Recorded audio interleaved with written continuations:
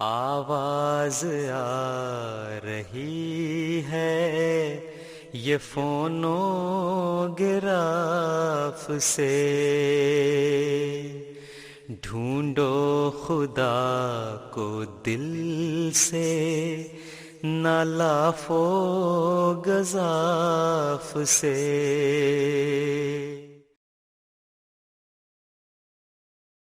Assalamu alaikum wa rahmatullahi wa barakatuh.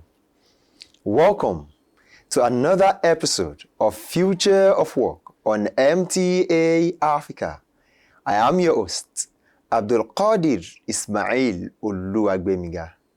Today, we are exploring a revolutionary trend that is redefining the traditional workspace, remote work, and digital nomadism.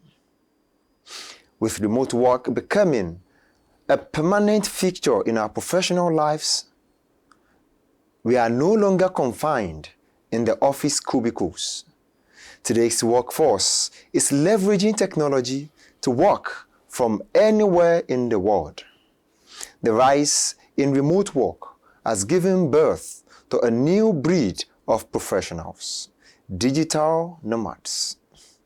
Digital nomadism combines the freedom to travel with the ability to maintain a career.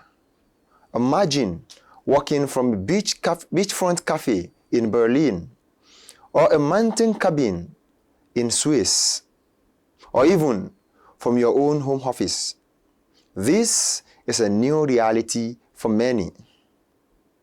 According to a recent report by Buffer, 97% of remote workers would recommend remote work to others, highlighting its growing appeal and effectiveness. In this episode, we will delve into the benefits and challenges of remote work and digital nomadism.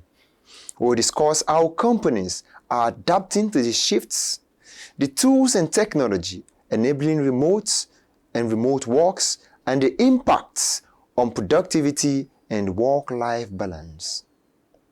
We would also explore the lifestyle of digital nomads who are breaking free from the 9-to-5 grind to create a more flexible and fulfilled way of working. What does it take to become a digital nomad? How do they manage to work across different time zones and maintain connections within their teams? Joining us are remote work experts, digital nomads, and business leaders who share their experience and insights. They would offer practical advice on how to thrive in a remote work environment and navigate the complexities of digital nomadism. Today, we are joined by Zafrullah Lamina, a dynamic RPA, that is robotic process automation developer and strategist with passion for leveraging intelligence and automation to drive operational efficiency and business transformation. He has worked with leading organizations including ITWise Technology Limited, Synergy UK, MTA Nigeria, and he currently serves as an RPA developer at Zenith Bank Nigeria. Over the years, Zafrullah has led the design and development or deployment of scalable automation solutions across sectors, enabling enterprises to streamline workflows, reduce manual efforts, and unlock greater productivity. Zafrullah would share his valuable insights into the challenges and work opportunities of remote work. Also, the opportunities that are meant for digital nomads, drawing from his diverse professional experiences. Zafrullah, Assalamu alaikum wa rahmatullahi wa barakatuh. Wa alaikum assalam wa rahmatullahi wa barakatuh. It's indeed a pleasure to have you on the show today. I'm happy to be here. Thank you. Alhamdulillah, I'm glad you're with us. Thank you very much. Also, joining us virtually is Ahmad Al-Fawaz Timei. Ahmad Al-Fawaz is an engineering manager at Mono, and co-founder at Bonadox, a Web3 dev tool startup. He will share with us his insights as a professional and experienced digital nomad.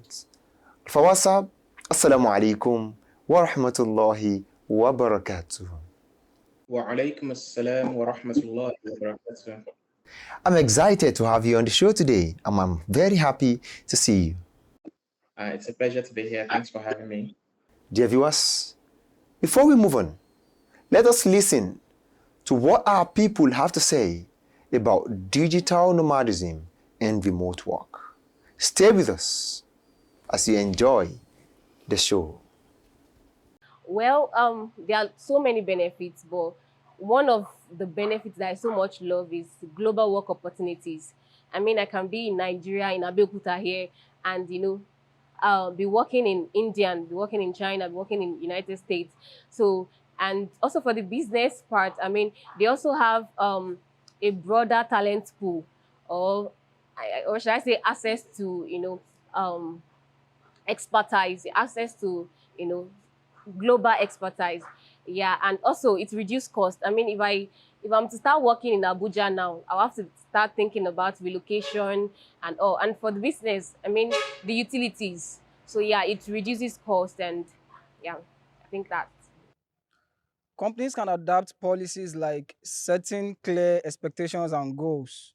Setting clear expectations and goals means that they set a kind of clear objective. They set a kind of defined and clear expectations using metrics such as KPI, key performance indicator, which is used in measuring the success rate of individual businesses or organizations. This is going to help them to checkmate their progress and keep track of the successes an individual or business or company is recording in their own space or domain. Welcome back. Once again, this is Future of Work, and I'm your host, Abdul Qadir Ismail Oluwagbemiga. Keep enjoying the show with us. Zafullah Sahib, we are talking about remote work and digital nomadism. Yeah. But let us start as someone who has been working remotely for years. So what do you think are the benefits of remote work for both employers and the employees? Thank you very much for that question. But before I give a straight answer to your question, I would like to just shed a little more light on what we mean by remote work. Okay. Remote work is an opportunity to work from anywhere except your office building. So it can be from your home, it can be from a cafe in your area, it can be from a workspace that is closer to your location. But the opportunity to work and deliver business solutions to your company and deliver value to your company without physically being in your office workspace. So that's what we mean by remote work. And digital nomadism is similar to remote work, but digital nomads are most likely always on the move. So they are travelers that, whatever they're traveling, they're also working.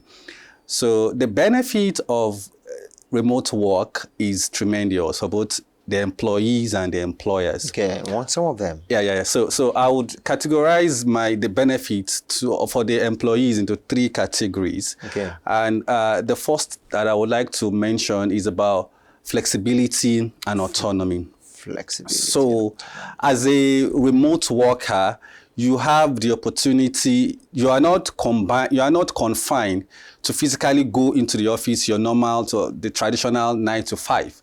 So you are flexible to determine the best time that you can work and deliver value to your business. Remember, one of the things that is very important to the business is delivering value at when needed. So you have the opportunity and the autonomy to say, okay, this is the best time that I can work and I will deliver excellent work. I have a colleague of mine that his best time for working is middle of the night. Wow. So yeah, he prefers to work middle of the night, and you cannot, if that is his best time to give his best and to deliver his best work. Excellent results, and the company gives the opportunity for him to do that. It's going to bring out the best, and it's going to be a benefit for both the employee and the employer. So another benefit for remote work is reduce commuting stress. This is a very, very critical benefit, especially for people that are living in Lagos, Nigeria, or Africa generally, because of the enormous traffic that goes on in this location. So I can see you said that with a lot of passion, because I feel like you've been in that situation. No, everybody been in that situation. There is no Nigerian that has lived in Lagos that doesn't know about Lagos traffic. Okay. So and this is interesting because where most of these companies are situated, the locations that most of these big companies are situated, the cost of living in those locations are very high.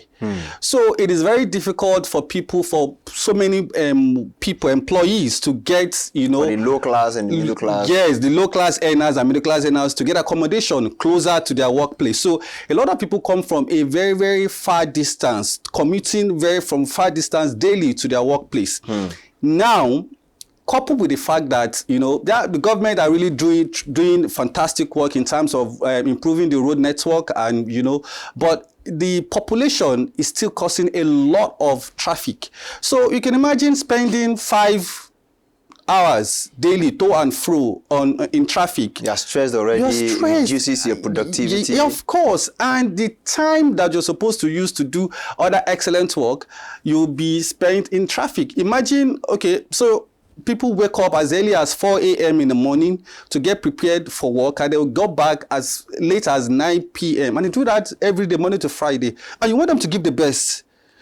So how? So it makes a lot of sense for people to do remote work. So it means for the employee, it allows you to work at your optimal level. Yes. It allows you to give more productivity. Yes. You work at the best time for you to give what you can give. Yes. And for also the employer, it also gives you the opportunity for your employees to give you the best they can give you. Yes, because it's a win-win situation. And what do employers also want? They want the best outcome. They want the best value. And if your employee would deliver the best, which is working from home, why not allow that? So that's very good. Another opportunity, another benefit is that it gives employees access to global opportunities. In Nigeria, the advent or the adaptation of remote working has given a lot of people access to opportunities outside of Nigeria. And this is very good. This is very important because it also increases the economic GDP of Nigeria as a whole. When it's something that speaks to reverse immigration. Reverse immigration is most of the people wants to travel abroad to get better employment opportunities. What about if I can be in my country and I also get that same access to better opportunity? So which is going to be increased, income. And at the end of the day, people will be happy. It's going to trickle down to your family, and a lot of people is going to benefit from that. So that is for the employees. But for the employers also, I was talking about access to global opportunities the other time. This is it cut both ways to the employers too, because remote work give them access to employees that are everywhere across the world. Now, there is a lot of conversation about DEI, when you talk about inclusivity and equity and employing people from all backgrounds. Because from diverse background, because what this gives you when you have people from diverse background and they're giving you and they're developing a solution for you, it gives them the way people would think from different backgrounds. So it gives backgrounds. You diverse ideas. Yes. So diverse creativity. Yes. So you have a kind of solution that cut across all backgrounds. So this is also another opportunity, a benefit of remote work. I'm sure we'll come back to. There are. I can see from the little you have given us that there are numerous opportunities, inexhaustible opportunities for both the employers and the employee. Thank you very much for that, Zafullah. So now to Ahmed Al Fawaz. I would say that what challenges, because yes, we know that there are opportunities for workers or remote workers and also the employers, I mean, on the aspect of remote working. So now let us talk about the challenge, because for anywhere you have opportunities, you will also have the challenges. What challenges do you think remote workers face, and how do you think they can overcome these challenges? Thank you for the question. One of the biggest challenges you're likely to face as a remote worker is time zone differences, right? If you're working with a team that's concentrated across, say, 2 to 3 time zones, and you are 7 to 8 time zones away, you are likely to have to sync hard to match the team. This could mean working 4 p.m. to midnight, as I currently do, to match my team's primary time zone. If your team is globally distributed across many time zones, then you still need to across communication patterns to be efficient. If you work from home, then you likely do not have to commute. And if you don't have to commute, then you just have to, maybe walk from your bed or from your chair to your desk. And it's very easy to just stay in the entire day that way, right? This reduces how much activity you have and negatively impacts your health. You could also experience social isolation, loneliness, right? Because you go out less, you meet fewer people, you spend more time at work or just at home alone, especially if you're single and live alone. It could mean that over time, loneliness starts to creep in. And it's one of the biggest challenges that remote workers face. The kind of contrast to that is distractions. So if you live with family, or say you work from a noisy cafe, you could actually have the opposite problem. For me, for example, I work 7 hours away from my company's primary time zone. So what this means for me is I work from 4 p.m. to midnight. I have adjusted my schedule so that I sleep after prayer in the morning, right? And start work. I wake up, say, around 12 noon and, kind of like set up. And then by 4 p.m., I'm ready for work. And, that's kind of my new routine. And I've gotten used to that. It can be difficult at first, but that just takes some getting used to. A sedentary lifestyle, I have a gym, right? And like down there, just, I live in a condo, so there is a gym downstairs. I could just go. But if I didn't, say when I was living in Malta, I had to, walk down to the gym or 2 kilometers away. I could run, just for some extra exercise. So that was how I solved the problem. Yeah, interestingly, thank you very much. Yeah, you mentioned very sacrosanct point. You mentioned the issue of time zone. You also, as challenges, you also mentioned the issue of reduced activity. It affects their health, social isolation, and so many things. So all of these are very important point, because of course I live in Nigeria. I want to work for a country in the US, where by the time I'm in 2 p.m. in Nigeria, in the US, they're already at, they are just in 8 a.m. in the morning. So how do I adjust my time? How do I make it? But then that's on the individual. This is what I want to do. You have to adjust your schedule, ensure that you meet what they want to do. You ensure that you adjust your schedule in a way that you are able to meet up with what these people are doing. And of course, because you are stagnant, you are working from, you have reduced activity, it can also affect your health. But then you also have to look at how do you make up for it. At your free time, try to go to the gym, work out, and do a lot of things. Thank you very much, Ahmed Fawaz, for that interesting point. Now back to Zafullah. For companies or organizations that have remote workers, we understand that different people are working from different locations, and these people are working as a team. So how do you think companies or organizations can effectively manage these teams that are working remotely from different locations? Thank you very much for that very important question again. For organizations, how do you manage remote teams?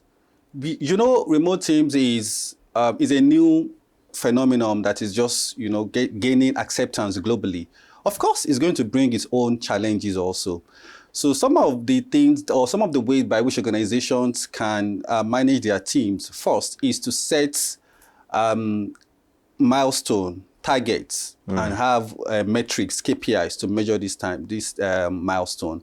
So for example, in my place of work, we use an agile methodology of working. So we work in incremental sprints. So what sprint means is that what you're going to deliver for a week, it is clearly stated, and you know the number. In fact, you know the number of hours or the number of days you're supposed to spend on each epic, on each user story of what you're going to deliver. So this is very important, and we have like a board, a transparent board that everybody sees what you're supposed to deliver, and the monitor is supposed to deliver. So this helps teams or people to know, to have a clarity in their mind, to know what they're supposed to deliver, and they work towards meeting those goals. So irrespective of where you're working, whether you're working physically in the office or you're working from home, you know what you're supposed to deliver, and you deliver. So in a layman term, because you've said a lot of professional terminologies here. Yeah. So I think what you're trying to say is set clear goals. Yes. Good. Have clarity about what you're supposed to do and when you're supposed to deliver what you're supposed to do. That's very important. That is the number one thing. I mentioned the other time that I have a colleague of mine that loves working in the middle of the night. So irrespective of whether you call, he knows that, okay, I'm supposed to deliver this at this so time, and it delivers outrightly. So talking about that, for you to manage remote teams, you need to adopt the right technology stack. That is a very, very important thing that you need to know. So we have different communication tools that you need to use nowadays. For example, Zoom, Teams, Slack, all these things. You need to incorporate them into your organization for easy collaboration. So collaboration tools like Miro, Notion, all these tools, you need to be using them for people to collaborate wherever they had to contribute to brainstorm and provide solutions to challenges, to problems. Another thing that you need to also know is that project management tools like Trello, like Asana, like Jira, like Clickwork, all these tools are key for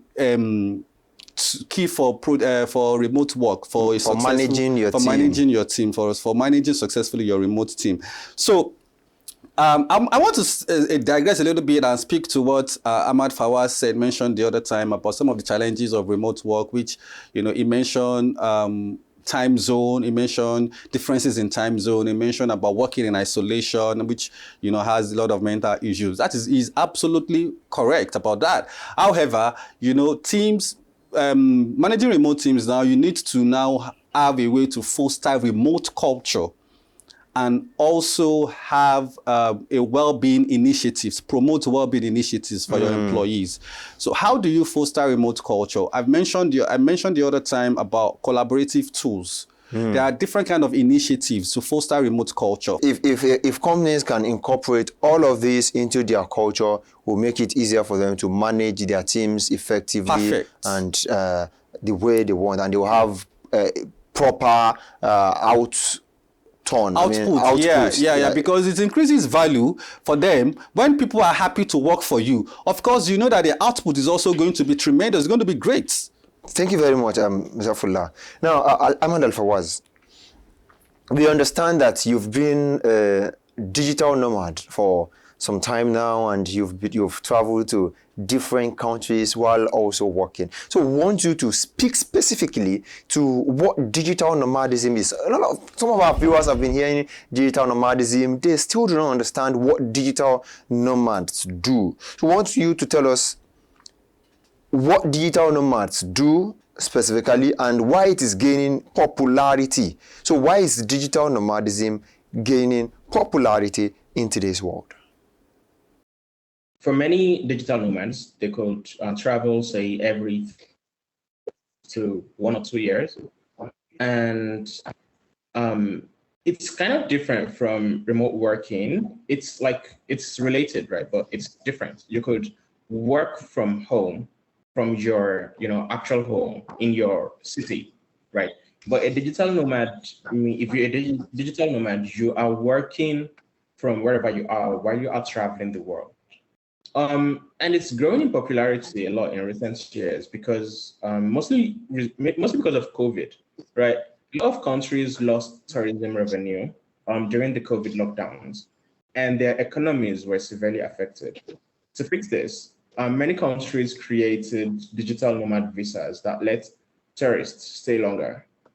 They could stay. Many countries would let you stay for say 6 months to. In some countries, you could actually decide to stay permanently, like say Albania, right? There are financial reasons for these countries, right? Like their economies were affected, so you bring money, but you're not affecting their economy negatively. You're not taking their jobs. You're not using their infrastructure. Like they don't give you free healthcare and all the other stuff, but you still have to pay taxes, right? So there are financial incentives for the countries to do this. And for people that want to experience other places, it works as well. Like you get to enjoy these other countries, and taking the culture and all of that. Another reason why this is gaining popularity, obviously, is remote work, right? Remote work itself is gaining popularity and increased adoption among companies. And because more people can work remotely, more people can travel and live the digital nomad lifestyle. Okay, so what it means is when we talk about digital nomadism, it means traveling around the world while still working. I mean, someone like me who loves traveling a lot can just, okay, today I'm in Nigeria working for my company. Tomorrow I'm in Italy, still working for my company, move to Malaysia, still working for my country. And anywhere you go, it's still working. It's either you're working for the same company or working for a different company, but you still continue to work. Thank you very much for that clarification. And now we understand why people are more interested in digital nomadism. Okay, now let me ask this question. We are talking about remote work and digital nomadism.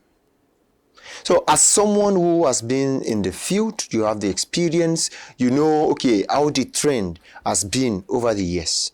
What would you say, let's say in the next decade, how do you see remote work and digital nomadism?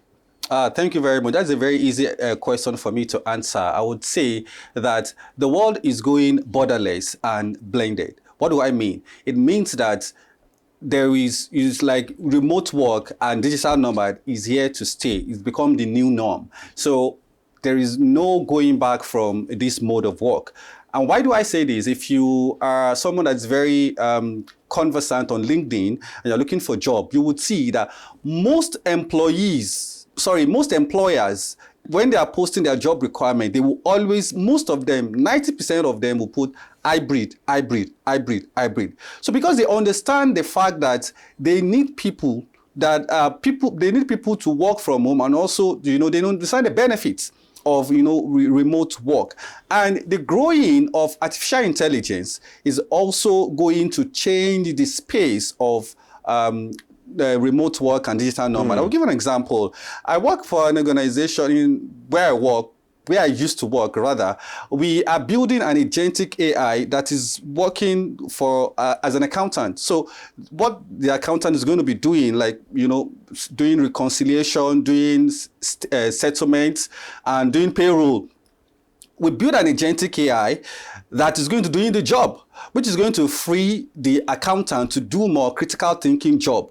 So this means that, as you know, and one of the benefits is that it is less error. There is no error, because it's what you give to the bot that is going to give you the output, unless you didn't train the bot very well. So it means that, and this is going to continue to grow. There are different automation tools, work automations that is coming up on space now that people are beginning to learn, and people are beginning to skill themselves on it. So it is going to change the dynamics of the workspace for future. And I'm very sure that what people need to know now is that whether in any space you are, if your work is related to technology, you need to find a way to learn and to keep increasing your knowledge. Unlearn and relearn. Keep learning. Yes. To know that you also need to find a way to fit in this hybrid mode of working or remote working. So the world is going to hybrid form of working. Okay. So people need to sharpen their skills to also find a way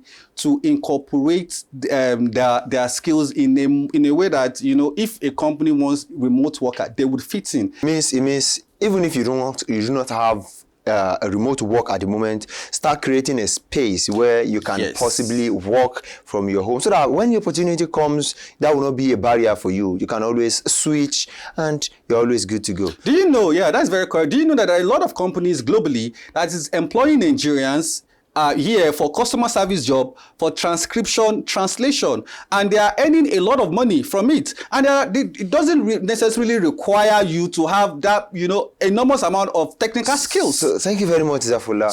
Thank you very much, Zafullah. Right. So, Ahmad Al-Fawaz, what will be your final thoughts? What advice do you have for people who are looking forward to going into the field of digital nomadism or being remote workers?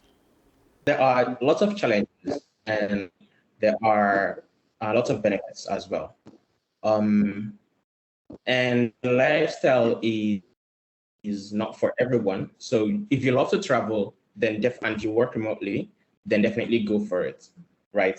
You're going to experience lots of fun stuff. You're going to meet lots of different people and have really good experiences and some bad ones. But if you are not the kind that really enjoys traveling, then you can still benefit from remote work, right? You don't have to be a digital nomad. You don't have to travel. But an important thing to note is remote work is something that's generally only accessible to people that are able to actually work from, anywhere. Like you can work from home, right? You can work with digital technology. So this could mean that you are a tech worker or you're a manager that can manage a team without having to be there with them in person. جزاكم الله خيرا Al-Fawaz Sahib. جزاكم الله خيرا Zaf Sahib.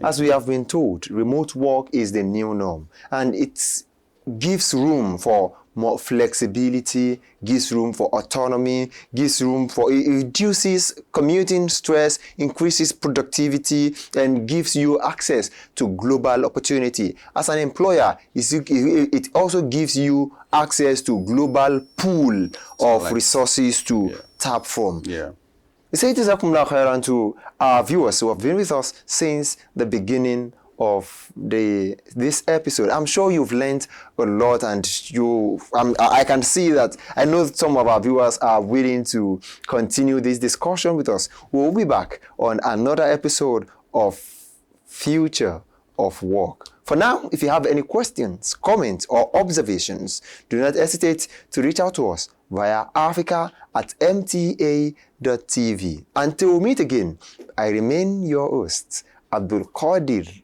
Ismail Uluwagbemiya. Wassalamu alaikum wa rahmatullahi wa barakatuh. जब तक अमल नहीं है दिले पाको साफ से, जब तक अमल नहीं है दिले पाको साफ से, कमतर नहीं ये मशगला बुत के तवाफ से,